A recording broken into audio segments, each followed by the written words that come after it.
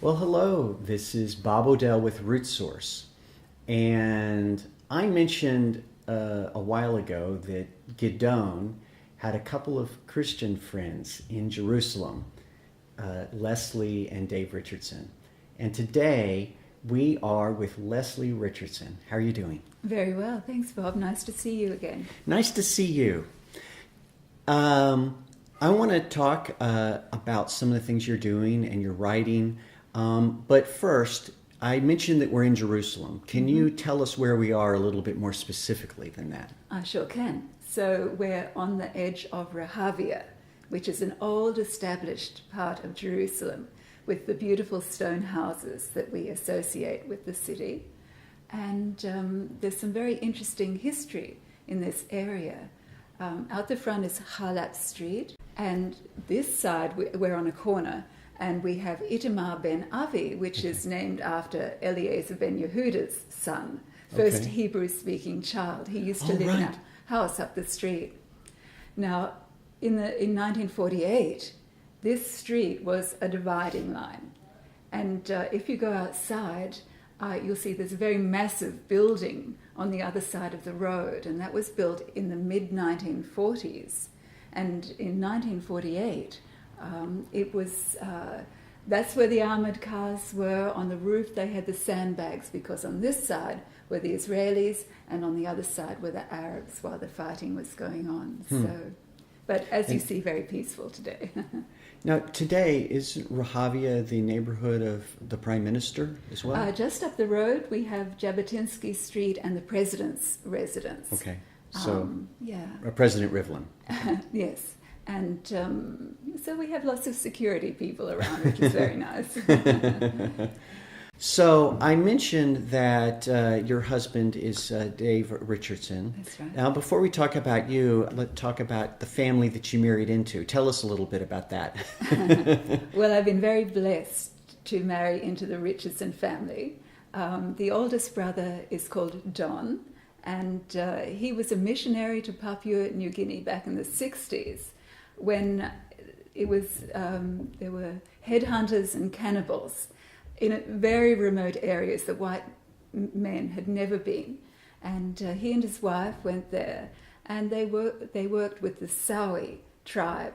And after a while, after many years, Don learned the language, 19 verb tenses, very difficult, he taught himself.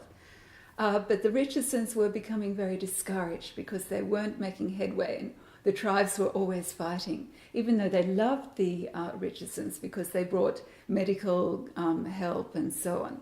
So, by the way, some of you may know where this story's headed because it's famous. Continue. So the Richardsons decided they were going to leave the area. But at this, the tribes were very upset. So they came together and they decided to make peace with one another. There was only one way that they could make peace, and that is if the members of one tribe would give a child to the members of another tribe, and that would establish peace between them. So that this ceremony took place, and as Don watched, he knew he had found the key to reaching the heart of the Sawi people. He was able to tell them how God sent his peace child to bring peace and to bring reconciliation. And Don later called that a redemptive analogy. Okay. And he said you can find that in all the civilizations of the earth, something that can reveal God to them. So your brother-in-law is author of the best-selling book, Peace Child. Correct. And many others. Yes. And what about Dave, your husband? Well, Dave, in his own way, was also very well known because he had a career as a policeman, but he was also a songwriter, and he wrote a book. He wrote many songs. I wrote a book about him. He wrote a song called Wildflower. Someone else, Doug Edwards, wrote the music, and David Foster, who's a very famous music entrepreneur, at the beginning of his career, he produced the song. Eventually, it sold worldwide, and has become the biggest selling Canadian love song ever.